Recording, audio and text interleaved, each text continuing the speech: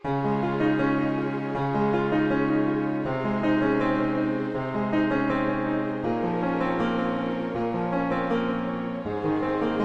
masamang balita nga ang siyang ipinaalam ni Robin Padilla sa publiko.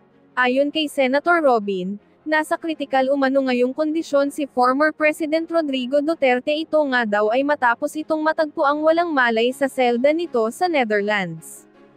Mahinang-mahina na nga daw si Tatay Digong kumpara noong huli natin itong makita bago pa ito hulihin ng ICC. Ayon pa sa senador, sana nga daw ay maiuwi na ang former president dahil nag-aalala na ang pamilya nito sa kalusugan ng dating presidente. Baka nga daw huli na ang lahag bago pa makapiling muli ng Duterte family si Tatay Digong. Narito panoorin ang video kung ano na nga ba ang update sa lagay ngayon ni former President Rodrigo Duterte. Kung perfectly functioning ang ating justice system, bakit kinakailangan ninyong ialay si Pangulong Duterte dito sa ICC? Kung sinasabi ninyo na nagtagumpay ang sistema ng hustisya at naiuwi ninyo si dating congressman, yung dating kongresista Arnie Teves upang harapin ang mga demanda laban sa kanya, fine, walang problema. Di haharapin naman yan talaga ni Congressman Arnie Teves. Kung yan ang sinasabi ninyo, bakit kabaliktaran ang ginawa ninyo kay Tatay Digong? Bakit si Tatay Digong na walang kaso sa Pilipinas? Kahit anong korte, wala pong kaso si Tatay Digong. Si Pangulong Rodrigo Roa Duterte, bakit siya ay pinag-initan ninyo, kinidnap at itinakbo dito sa The Hague, sa ICC, kung saan siya ay nakapiit ngayon? Dapat patas. Dapat patas po yung timbangan na gagamitin pagdating sa hustisya sa paglilitis ng ating kapwa Pilipino. Hindi po patas ang ginawang pagtrato kay Pangulong Duterte. Kaya yan po yung ating titulo o pamagat sa ating pagla-live ngayon. At kidnapping ang ginawa kay Pangulong Duterte kasi tinik sa kanilang political career. Tama po yun, yung nagkomento. Si Robert, move on na lang. Tama, Robert, move on tayong lahat. Pero sa pag-move on na yan, dapat patas.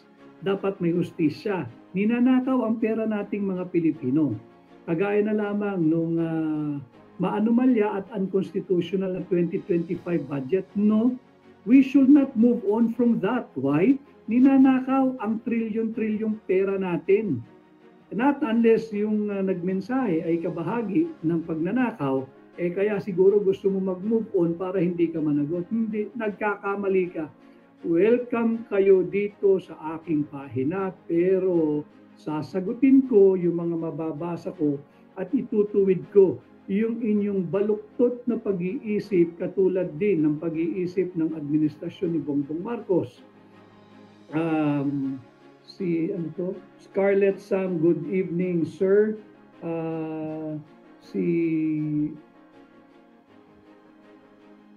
Ano yun? Yung about naman po kay Stella Kimbo, yun nga po, bahagi po siya sa may liability o may pananagutan dito sa 2025 national budget na maanumalya. Tatandaan po ninyo, sinasabi nila nung una, wala daw pong blanco. Nung nagkaipit-ipit na, inamin na may blanco. At ang naglagay na lamang daw po ng mga halaga dyan ay yung kanilang staff, yung mga members of the technical working group of both the Congress and the House of Representatives rather, at yung Senado. At hindi po natin sila papalagpasin, wala pong move on doon. Hindi tayo pwedeng mag-move on nang walang malinaw na transparency at accountability. Kaya po hindi pwedeng mag-move on pagdating sa corruption nang walang nananagot. Kanya nga po nagkawindang-windang ng ating bansa Kaya nga po napakahirap na nating mga Pilipino. Kaya nga po naghihirap ang mga Pilipino at Pilipinas. Nakaasa, laging nakaganoon. Yung nanlilimos po ba ang tawag dyan? Nanglilimos sa AKAP at AYIX. Bakit? Binubusog po ng mga korap na politiko yung kanilang sarili, yung kanilang pamilya, yung kanilang alyado. Hindi tayo pwedeng mag-move on nang hindi tapos ang kaso, nang walang hustisya. Kung hindi, patuloy po ang pag-ikot ng gulong ng korupsyon. Higit pa po itong lalawak, higit pa po itong lalalim, higit pa po itong magiging talamak, at higit po itong magiging grabe pagdating po sa halaga ng mga pagnanakaw na nangyayari sa ating bansa. Si Kaburi 60, wala po kayong audio. Naka ano naman po ito. Naka volume naman po. Baka po yung tenga nyo lang ang may diferensya. Si Unmade just got the number 3 gift badge. Marami pong salamat sa iyo. At yun nga ho, kaya nga po yung may nagtatanong, may ebidensya ba yung nakawan? Meron ho, tingnan ninyo yung 2025 national budget. Ipinasa po iyan base sa BICAM report. Yung Bicameral Conference Committee report na blanco. 28 items po doon ay blanco. Yun po lamang ay hindi na dapat ipinirmahan yung 2025 national budget. Napaka slam dunk evidence nga po ang tawag namin diyan. At nung sila ay nagkaipit-ipit na para lamang po, then file a case to Supreme Court. Hindi ho, bago ho kayo siguro sa aking pahina, matagal na pong nakafile yung kaso sa Korte Suprema. Nakabinbin po iyan at ilang ulit na pong na-postpone at nakansela yung naka-schedule na oral argument. Ano? So dito sa aking pahina, tamang impormasyon, tamang balita ang ating pinapahatid. At bago po siguro kayo sa aking pahina, kanya welcome po kayo. Kahit po kayo ay troll o bashers, welcome po kayo. And besides, sinasabi po na wag na tayong pakikinggan at hindi dapat pakinggan at wala nang nakikinig.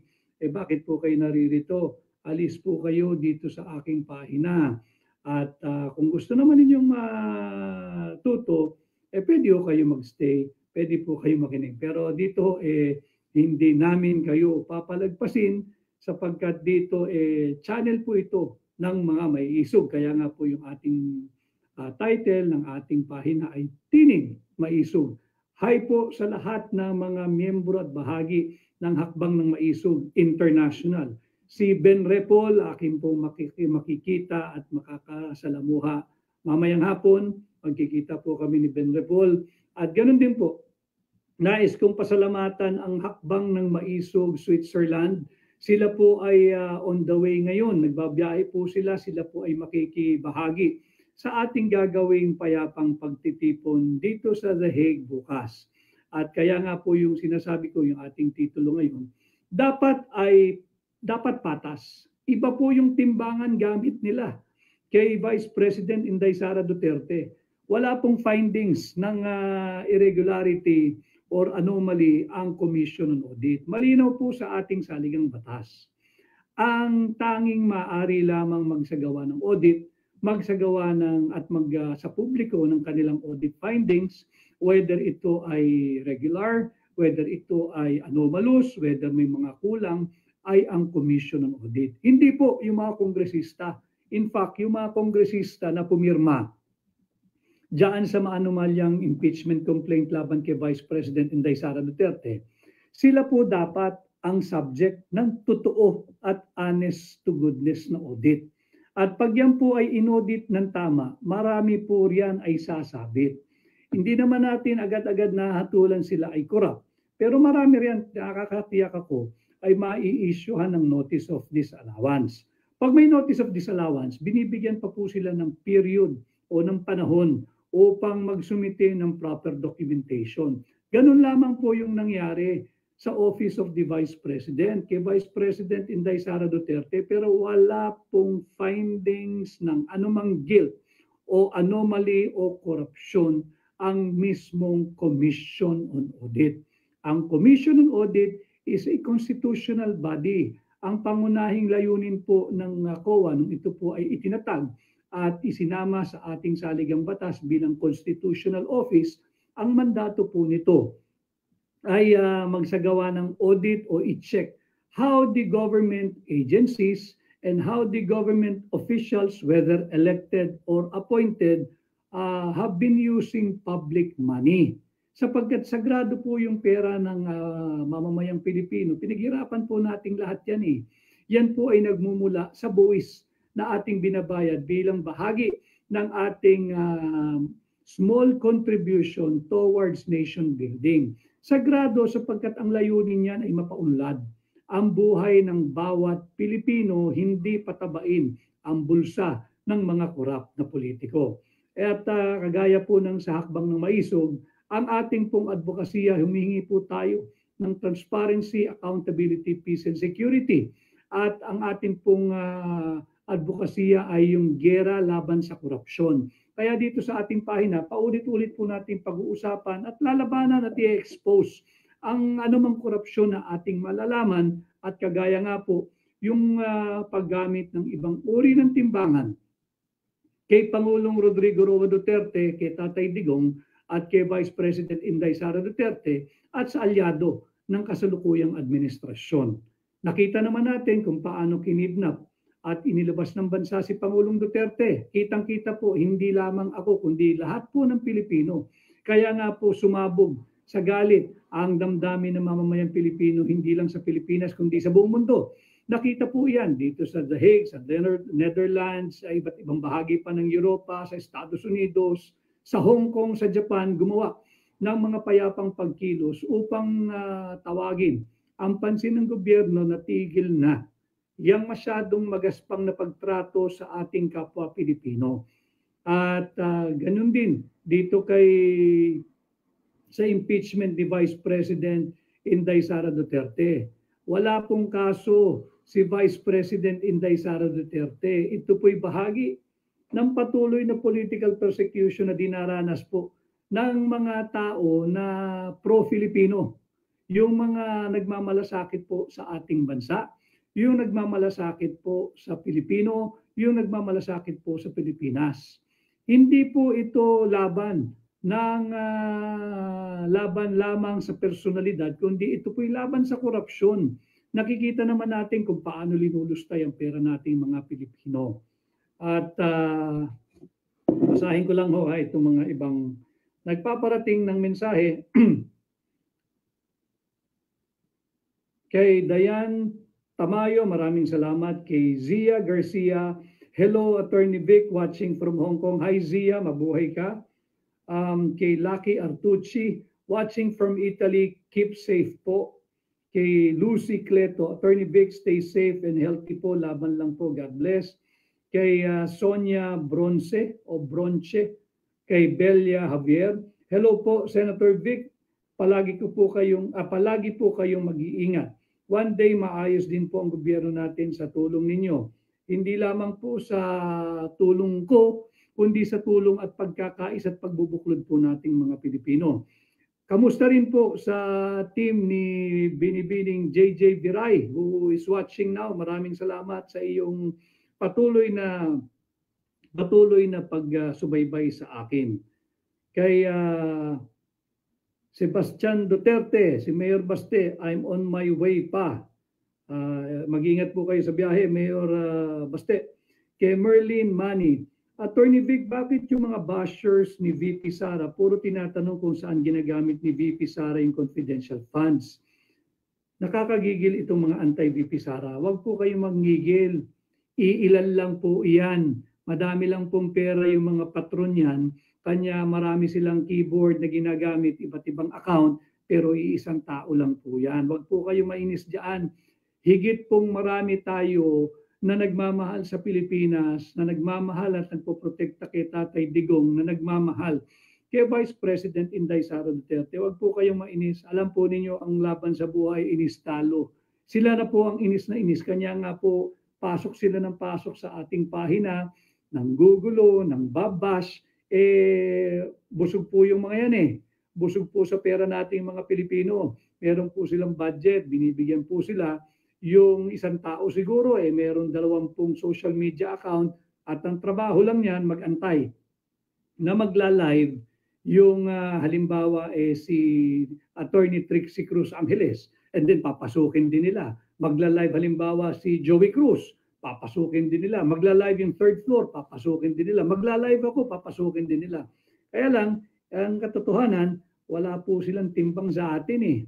Kahit po mang-bash sila ng mang-bash, hindi po tayo apektado sapagkat alam ho ninyo, pagkabansa na ang pinag-uusapan, pagkapakanan na ng mga Pilipino at kapakanan na ng ating bansa ang pinag-uusapan, wala pong puwang ang mga bashers, ang mga bayad na komentarista, yung mga bayad na trolls, hindi po sila ang who will define our day-to-day public engagement with you, not just me but all others na nagsusulat po sa pahayagan, yung mga may aktibo pong channel dito sa social media. Kay Jennifer Robles, Jennifer, mabuhay ang Pilipinas. We are blessed to have a fighter like you, Attorney Vic, watching from Kuwait. Go, go, go, Maisog. Meron din pong gagawin pala ang Maisog Kuwait. Bukas, meron po silang mga activities in support of ating panawagan Bring Home Tatay Digong at pagdiriwang po nila ng simple ng kaarawan ni Vice President Inday Sara Duterte. Nakakahanga po yung pag-uugali ni Vice President Inday Sara sapagkat sa kanyang kaarawan talagang makikita mo yung how close-knit yung family ng mga Duterte. Dito po niya ipagdiriwang ang kanyang kaarawan, kapiling ang kanyang ama na si Tatay Digong. Na ulit-ulitin ko, pinagkanulo, pinagtraidoran ng sarili niyang gobyerno. Pinagkanulo, pinagtraidoran ng administrasyon ni Bongbong Marcos.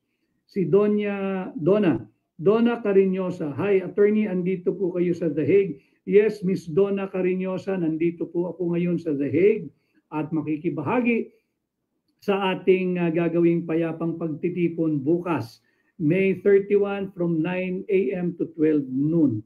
Kay Pepper Pipa, mabuhay po kay Attorney Vic watching from Taguig. Thank you, Pepper. Kay Violeta Flores. Hi, Violeta. I read from some comments that you're in the Netherlands. Yes, Miss Violeta, I am here. Thank you, Attorney Vic, for your continued show of love and support to PRRD. Take care always, Attorney Vic. God bless. Ma'am Violeta, kagaya po nung sinabi ko kanina, hindi rin po ako mapapakali kung hindi ako makapunta rito at magbakasakaling bumisita kay Pangulong Duterte. Kung hindi man, I'm sure aabot naman sa kanya kung sino yung mga nagpunta rito at nangangamusta sa kanya. Kung upang pasalamatan ang mga Pilipino dito po sa Europa, dito sa bahaging ito ng mundo, sa pagtangkilik po sa pagtitiwala sa akin at ganun din po pagpasalamat at patuloy na magbigay suporta kay Pangulong Rodrigo Roa Duterte. No? Sapagkat ganun po naman talaga ang Pilipino, may kababaan ng loob at marunong tumanaw ng utang na loob. Hindi lahat. Marami riyan ay talagang nasa dugo yata yung maging ugali nilang magkanulo ng kanilang kapwa Pilipino. Kay sino ito? Kay Stella, maraming salamat. Kay Excel Perez Cabuena, we love PDP, marami pong salamat. Ako po ay hakbang ng Maisog. Independent po tayo, adopted lamang po tayo ng PDP nung nakaraang halalan.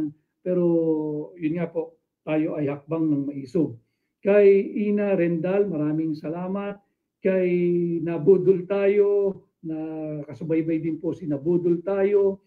Marami po ang mga bagong nagjo-join. Marami pong salamat. Suportahan din po ninyo ang ating YouTube channel, yung Attorney Vic Rodriguez. Sana po yung mag-subscribe kayo bilang paghahanda natin. Dahil mahaba pa po ito, patuloy lang po yung advokasya ng hakbang ng Maisog. Ano? Kaya sumali po kayo dito sa aking TikTok channel. Sumali po kayo doon sa aking Blue Badge page at sumali rin po kayo sa ating YouTube channel para kung sakasakali pong may i-take down ang Meta, hindi po kayo mawawala ng koneksyon sa akin at ganun din po ako sa inyo dahil patuloy po tayong magkakasama sa iba pa nating social media channel or page. Sahin ko lang po ito kay Erlinda Flores. Mas marami pa din tayo na hindi troll kaya be blessed po sa atin lahat. Tama po yun. Huwag niyo pong pansinin yung mga nanggugulong yan. Alam mo ninyo, ang pinakamasaklap sa buhay, pagka yung ginagamit mong pambili ng pagkain na ipinapakain mo sa iyong pamilya, yung galing sa kasamaan. Kagaya po ng mga trolls, yung mga bashers, kumukolekta ng bayad kung kanino man, ang layunin o misyon sa buhay ay manira ng kapwa nila Pilipino, tapos yung perang yun, either kung wala man silang pamilya, pambibili nila ng magagarang gamit nila, ipampoporma o kaya ipangkakain nila, hindi po nakakaingit yun. Hindi po dapat tularan, hindi po dapat hangaan. Sila po ay napapabilang sa napakaliit na segment of our society na dapat nating kaawaan. Yung kaawa-awang miyembro ng ating lipunan na ang tanging misyon o hanap buhay ay makapanira ng kanilang kapwa Pilipino. Kay Kat Orozco, sa iyo po ba, Attorney Vic, account na ito? New subscriber OFW Hong Kong. Opo, hindi po AI. Itong inyong kaharap ngayon, si Vic Rodriguez po ito, Kat Orozco ng Hong Kong. Maraming salamat. Kay Priscilla Go Maisog, and kamusta po, Attorney Vic Rodriguez, thank you sa iyong pagmamahal at suporta. Kay Ana Milamena, nakakatuwa naman po, ingat po kayo dyan. Maraming salamat din. Kay Jeremy OFW Hong Kong, wow, sa Europe si People Senator, lagi po kayo ingat at sana po magsama-sama pa rin po mga PDP. Kay Ana Milamena uli, salamat po sa patuloy na suporta, at kay Donya Cariñosa, salamat naman, Attorney, may YouTube channel na po kayo. I am happy po. Marami pong salamat. Suportahan po nyo ang ating pahina dyan sa YouTube. At marami po salamat sa lahat ng aking nanonood po ngayon na live. Ang dami nyo na po at nakikita ko kayo dito sa aking Magic Eye. Napakarami po ninyo at magagalit na naman yung mga trabahante natin dyan sa palasyo. Bakit daw kayo nakikinig pa sa akin? Alam mo ninyo, mga kababayan, at yung galit na galit dyan sa palasyo, alam mo, ang aso ay tinaguri ang man's best friend. Kaya sigurado may mga fur babies na aking followers. Ang aso po ay tinaguri ang man's best friend. Bakit kanyo? Loyal po yan sa amo. Mahal na mahal ng aso ang kanyang amo.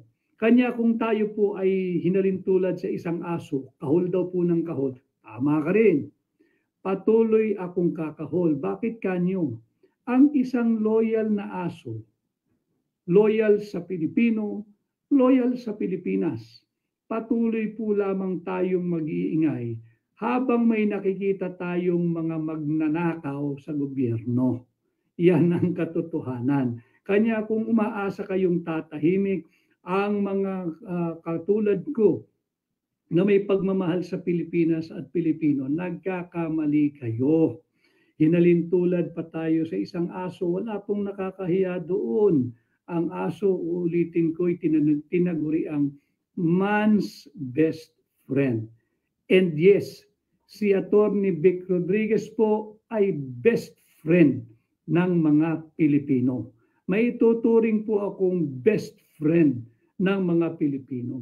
Patuloy tayong magsasalita, patuloy tayong mag-iingay habang may patuloy tayong nakikitang mga nagnanakaw sa pera nating mga Pilipino na narariyan sa gobyerno. Mag-iingat din po tayo, hindi po lahat ng aso ay dapat pagkatiwalaan. Hindi po lahat ng aso ay maaaring mahalin at maaaring alagaan. Ingatan po natin yung tinatawag po nilang mababangis na aso. Yung sorry for the term, pero ginagamit naman po natin sa Pilipinas at mga Pilipino ito. Yung asong ulul ba? Ingat po tayo doon. Nako, papakalayuan po ninyo yung mga asong ulul. Dahil po yun, kahit wala kang gawin, susugurin ka, kakagatin ka. Napakalapot po ng rabies ng mga yan. O yung mga social, yung rabies. Ano ho? So, mag-iingat po kayo. Pero yung man's best friend, kagaya po ninyo, mga Pilipino, si Attorney Vic po, si Attorney Vic Rodriguez po ay best friend ninyo, best friend ng mga Pilipino. Patuloy tayong magsasalita. Patuloy tayong magiging boses, tinig, mata at tenga ng mga ordinaryong Pilipino at patuloy tayong mag-iingay habang patuloy tayong may nakikita, may naaamoy, may nadirinig, may naririnig na mga magnanakaw dyan sa gobyerno. Ano? So, nasagot natin yan. Bakit daw ho kayo nakikinig pa sa akin? Sapagkat katotohanan lamang po yung ating binabanggit dito. Ulitin ko, dapat patas. Ang batas, di ba si Lady Justice May Piring, hindi niya dapat nakikita kung sino yung kanyang tinitimbang pagdating sa kung sinong tama at kung sinong mali, kung sino yung may dapat pananagutan at kung sino yung inosente. Dapat po ganyan ang ginawa kay Pangulong Duterte. Dito nga ho, ulitin ko, yung press release na naman ng ating gobyerno na sinasabi nila working daw po ang ating justice system. Oh really? If the justice system in the Philippines is working, bakit kinidnap si Tatay Digong? Bakit kinakailangan siyang ilabas ng Pilipinas ng labag sa kanyang kalooban, labag sa kanyang kagustuhan, walang kanyang consent? Walang pasaporte, walang immigration record, walang visa, walang booking process. Kidnapping po yun eh. At inilagak na po dito sa The Hague, sa ICC. Samantalang, yung isang taong gigil na gigil kayo, nais niyong litisin sa Pilipinas, wala po tayong pagtatalunan doon. Basta't bigyan nyo lang ng patas na pagdinig. Kagaya ng isang Pilipinong may mga hinaharap na kaso, si Congressman Arnie Tevez. Hinahambing lang po natin sapagkat si Congressman Arnie Tevez, ginawan po ng paraan ng gobyerno na maiuwi. Dapat ganun din ang gawin ng administrasyon ni Bongbong Marcos. Gumawa kayo ng paraan na maiuwi sa lalong madaling panahon si Tatay Digong. Sapagkat itong ang taong ito, kapwa natin Pilipino, dati natin naging Pangulo, wala namang kaso ito. Walang kaso pero ipinakulong ninyo sa ICC. Hindi na patas. Kaya ang ating pamagat po ngayon ay dapat patas. Pagdating naman po sa issue ng impeachment laban kay Vice President Inday Sara Duterte, ito rin po yung isang huwad na proseso na ginanap dyan sa mababang kapulungan o sa House of Representatives. Kanya po talagang hindi dapat bigyang prioridad ng kasalukuyang Senado yung 19th Congress. At nagpahayag na po yung Pangulo ng Senado na hindi muna aasikasuhin itong huwad na impeachment complaint. Sa kabilang banda ay maganda pero kulang po, nakukulangan ang maraming Pilipino sapagkat dapat ang sinabi na mismo ng Pangulo ng Senado, hindi na nila bibigyan ng due course itong huwad, itong illegal, itong unconstitutional impeachment complaint that was automatically transmitted from the House of Representatives to the Senate. Sapagkat hindi po iyan ang hinihinging verified impeachment complaint na nakasulat sa ating saligang batas na nandoon din po sa Rules of Procedure ng 19th Congress diyan sa House of Representatives. Maaari lamang po magkaroon ng automatic transmittal ng impeachment complaint kung ito po ay verified impeachment complaint. Hindi po verified ito.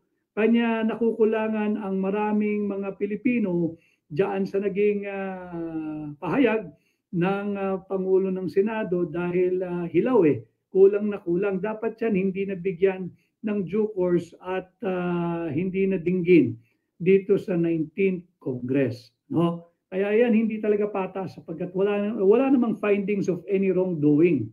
Wala namang findings of any corruption or graft. Wala namang findings of any irregularity ang Commission on Audit. Kaya nga po binigyan si Vice President Inday Sara Duterte, hindi ba, yung notice of disallowance. Napag-usapan na rin natin dito yan. Yung notice of disallowance, hindi po finding of guilt yun. Yung po'y nagsasabi lamang na binibigyan ka ng panahon upang kumpletuhin mo yung documentation at liquidation process ng mga pondong dumaan sa iyong tanggapan. Subalit anong ginawa? Nung mga elitistang kongresista, pinirmahan agad-agad, walang basa-basa, pirma at automatic transmittal nga po yung ginawa nilang mode of impeaching the Vice President. Fourth impeachment complaint po iyon eh. Merong 1, 2, and 3. Nasaan na yung 3? Hindi ba malinaw sa ating saligang batas na maaari ka lamang makapag-entertain at mag-file ng impeachment complaint laban sa impeachable officer ng isang beses sa loob ng isang taon? Meron po impeachment complaint 1, 2, and 3. Ano pong nangyari doon? Bakit ang transmit ninyo yung number 4? Kaya po dapat kitang-kita naman dito, unconstitutional, illegal, invalid, at hindi na dapat bigyang due course ng ating kasalukuyang 19th Congress.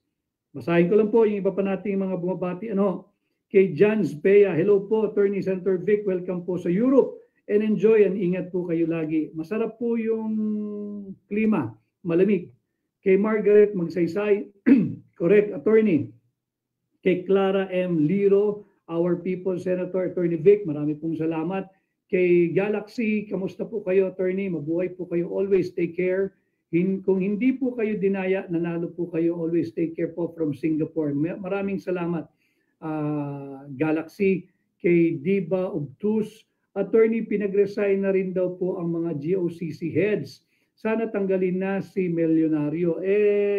Ako yung lagi kong sinasabi, cosmetic change, pakitang tao lamang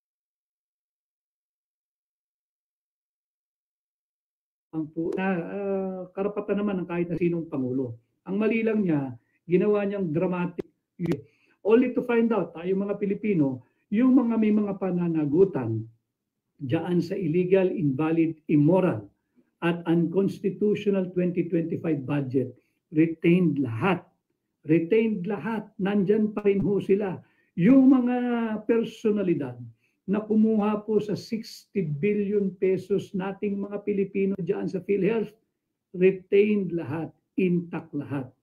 Yung mga may pananagutan diyan sa pagpirma ni Bongbong Marcos ng isang illegal, invalid at unconstitutional 2025 national budget, retained lahat. Subalit, marami po akong naririnig na nagpapanukala na I hope it's forthcoming na meron daw pong gagawing hakbang para panagutin ang executive department na dito sa pagpirma ng illegal, immoral, invalid at unconstitutional 2025 budget. Kay Marites Kangke, hindi kami magsasawang makinig sa iyo, Attorney Vic. Mabuhay po kayo, maisog. Maraming salamat sa iyo, Marites.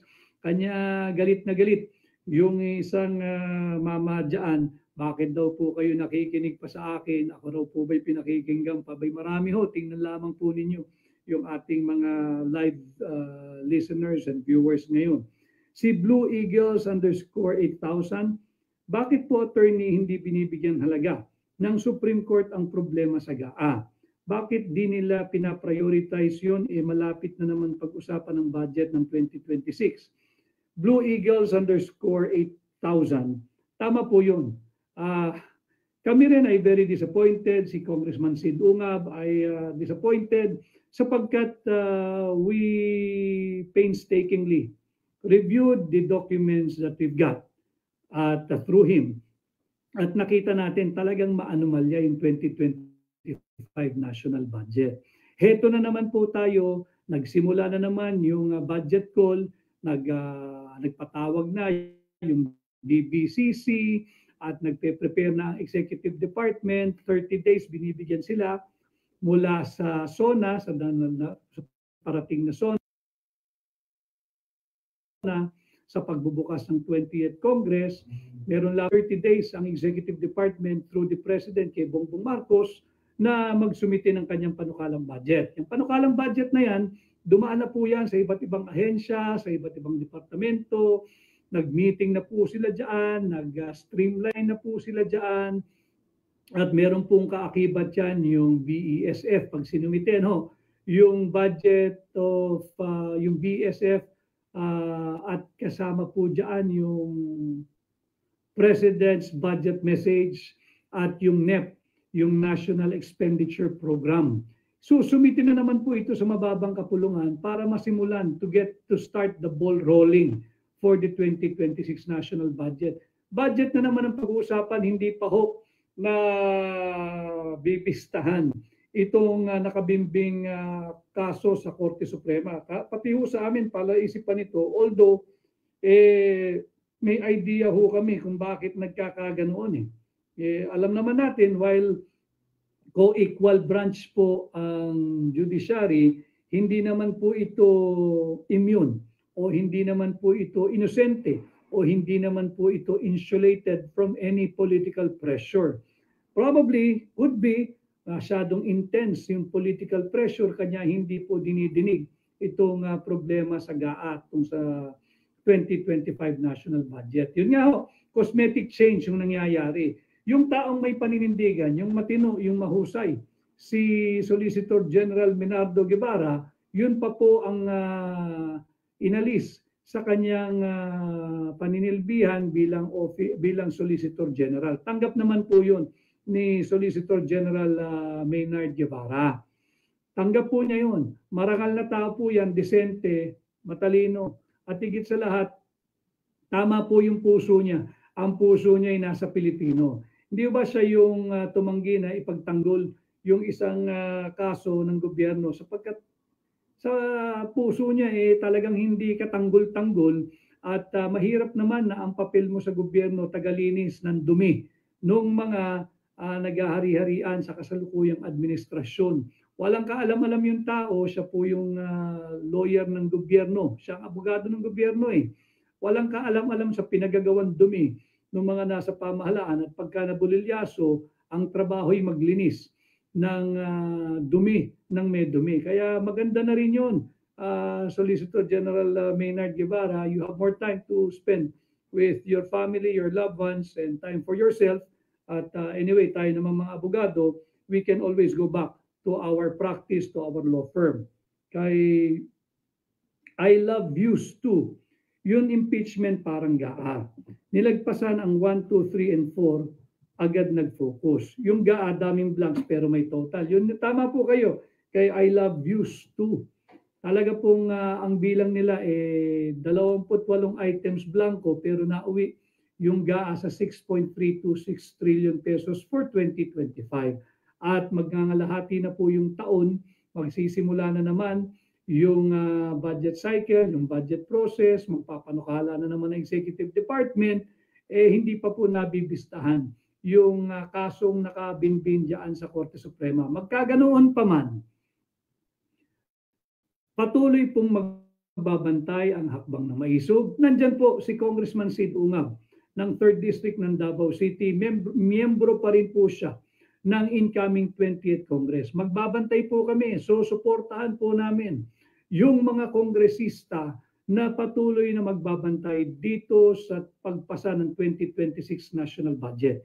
Nandyan po si Congressman Pulong Duterte, nandyan po si Congressman Sid Ungab, nandyan po ang kinatawan ng PPP party list, si Congressman Harold Duterte. Nandyan po yung ating nakasama, ating kaibigan, may paninindigan, si Congressman Richard Gomez. Magbabantay din po yan sa kung paano ipasa itong mga darating na panukalang budget for 2026. Nandyan din ang ating kasama, ang Lone District Representative ng General Santos City, si Congresswoman Sherlyn Banyas. Magbabantay din po yan.